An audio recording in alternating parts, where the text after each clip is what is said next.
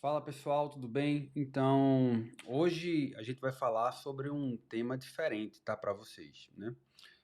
Eu quero falar um pouquinho, eu sei que vocês estão começando essa preparação para os estudos, né, para o Step One, mas que vocês precisam começar já a pensar em algumas outras coisas que vão vir pelo caminho, né?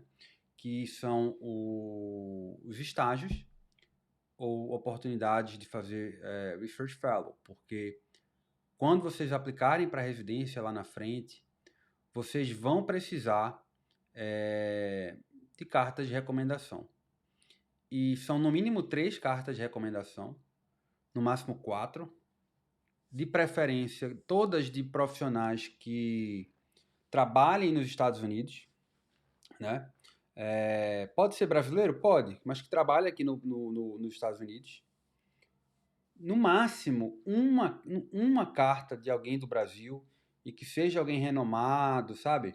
Alguém que tenha um certo peso internacional, chefe do departamento.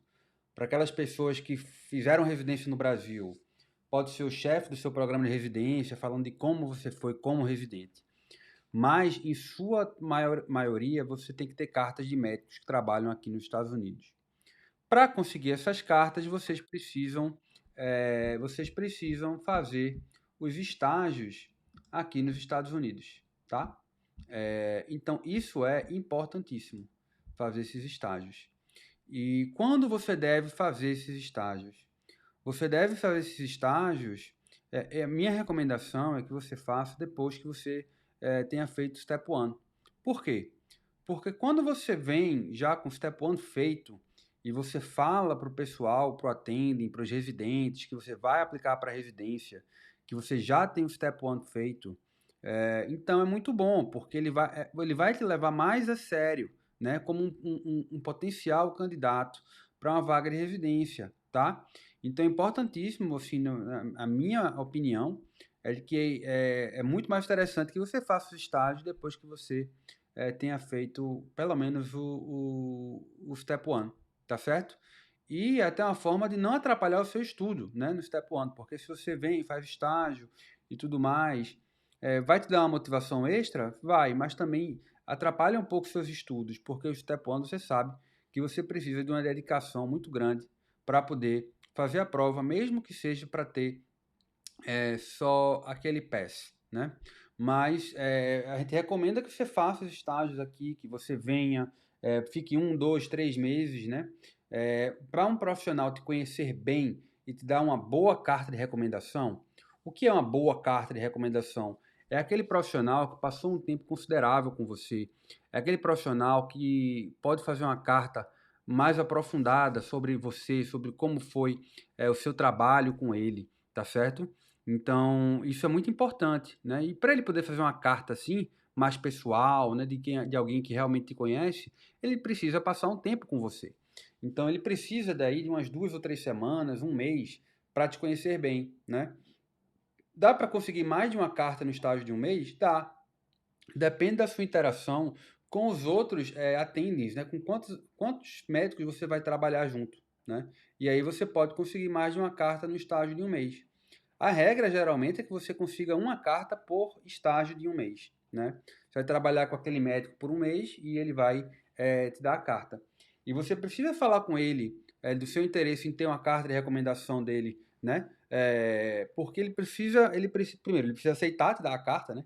E ele precisa, quando chegar a hora, você precisa lembrar ele dessa carta, não deixar que ele esqueça de você, tá? Então, isso é fundamental.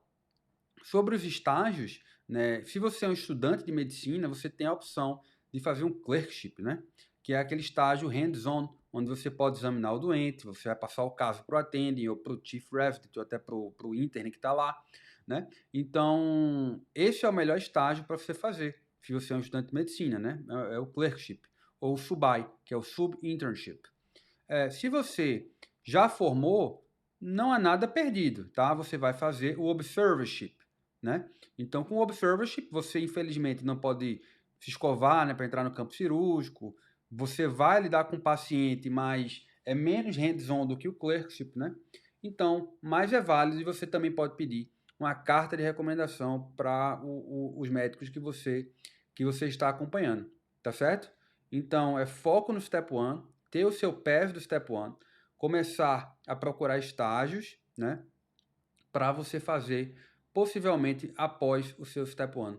Se você é aluno de medicina, fazer enquanto está na faculdade, para fazer o clerkship, né? Para você poder ter estágio hands-on. Se você já formou, fazer o observership, tá certo? E isso aí, você também vai conseguir o match com observerships. Eu consegui o meu match fazendo apenas observerships, né? Então, nada está perdido, é só um estágio diferente que você precisa também mostrar para as pessoas o seu valor, né? Você precisa, é o primeiro a chegar, o último a sair, né? Aquela pessoa que está sempre interessada, o famoso pau para toda obra, né? Então, se você mostrar esse interesse, essa gana, essa garra para eles, com certeza eles vão valorizar o seu trabalho e vão te dar uma boa carta de recomendação, tá certo? Ah, Diego, mas eu não sei como é que eu consigo esses estágios, né? Então, em breve, vamos colocar aqui na plataforma uma lista de lugares que oferecem estágios tanto para estudantes quanto para médicos formados, para vocês poderem entrar em contato com essas instituições. A gente pode auxiliar com os e-mails, né? Assim, a gente vai mostrar um template, né, de um e-mail, de como mandar um e-mail para essas pessoas pedindo um estágio, tá certo? Para quem quiser, futuramente a gente vai falar um pouquinho sobre o Research Fellow, a gente vai ter um vídeo só sobre o Research Fellow, né? E a gente vai falar como conseguir um Research Fellow, como abordar as pessoas, né? E tudo mais, tá certo? Como outras novidades aqui do curso, a gente vai começar a trazer a imagem da semana, né?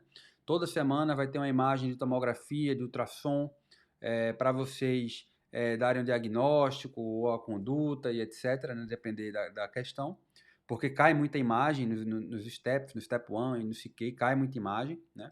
E a outra coisa que nós vamos ter também é a lâmina da semana, que é a lâmina de patologia. Então, a gente vai jogar uma lâmina lá, um quadro clínicozinho bem simples, para vocês matarem o diagnóstico ou o que a lâmina está mostrando.